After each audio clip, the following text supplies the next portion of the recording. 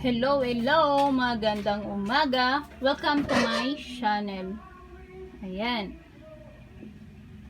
So, meron po akong i-share at tip. Then, ingi po ako ng advice sa inyo. Ayan po. So, ito po kasi yung gatas ng aking anak. Since birth po niya, 2 years na po sa ngayon, yun po yung ginagamit niya. Kung sino po yung mga mommies dyan, pwede pong magbigay ng comment dyan sa baba. Ayan. Pwede po nyo ngabahan yung comment para okay. Din po, kasi isi-share ko lang yung na encounter ko. That time kasi na nagpalit ako ng gatas sa aking baby. So, ito yung pinalit ko, Bonakid. Pero ito yung ginagamit ng aking first baby. So, gustong gusto niya. So, wala naman effect dun sa kanyang actually, wala naman bad effect dun sa katawan niya.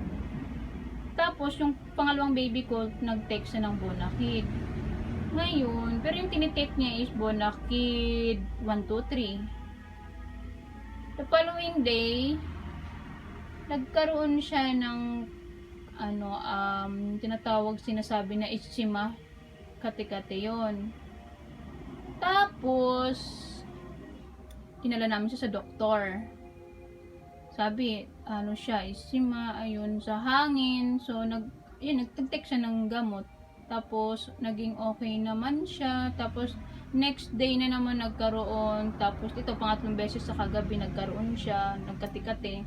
Mga mami, ano po ba yung may advice nyo po sa akin? Ba't nagkaroon ng ganun? Hindi ba po ba sa gatas? Or sa klema? Ayan. So, mami, kung may mga ideas po kayo, or ideas na meaning is yung ma-advise sa akin para magkaroon po ako ng idea galing sa inyo. Ayan. So, sana po ma-advise niyo po ako. Thank you po. Then, actually po, kaya ako nagbi-videos is gusto ko rin po malaman nyo na kung sino po sa inyo yung nagagamit ng NAN HW3 OptiPro W3. So, ito kasing gatas na to, actually po kasi si baby, yung second baby ko, ito yung talagang since birth na tinitake. Tapos, magpapalit sana kami ng mas mababa, kumbaga below pa, para naman kasi sa ngayon kasing pandemic, so parang nagsasabay, nahihirapan kaming magpagatas. Tapos sinubukan ko yung NAN. Actually ayaw ni baby kasi yung siguro nasanay na siya dun sa matamis. Si Promel kasi is matamis siya, tapos talaga masarap. Si Nan, yung panlasa niya siguro is mapait siya na pero depende sa baby siguro kasi yung unang tinik niya na dede na gatas, yun yung kinasanayan, kaya kumbaga hindi nasanay si baby dun sa NAN. Pero guys, yung first baby ko, yun naman yung nung first year niya, ito yung since birth niya nun, ito yung tinik niya. Ito yung pinagamit ko. So, maganda siya dun sa katawan niya. Ayan.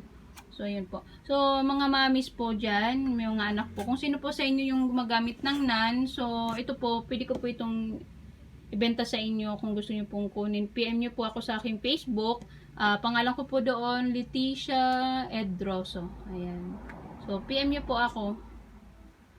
Possibly, nyo po. Mention nyo din po ako dito sa mag-comment na lang po kayo dito sa baba. Okay po mga mami, thank you. Din po sa may mga kang alam, ayan po, message nyo po ako para po pwede ko po ito padala free delivery. Actually, hindi na po sa yung presyo na nito kasi nabawasan na po siya ng isa. Actually, yung nagamit po nito, na lang po, ibibigay ko na lang po sa inyo. Bali, yung bibili nyo na lang po, yung presyo niya po is yung dalawa na lang. So, i-divide ko na lang po yun. Okay po. So, PM nyo po ako sa Facebook. Hanapin nyo lang po ako. Ayan po. NAN, Promel Gold Tapos Bonakit. Thank you. Okay guys, thank you for watching. Sana po huwag niyo pong kalimutan mag-subscribe, like, comments.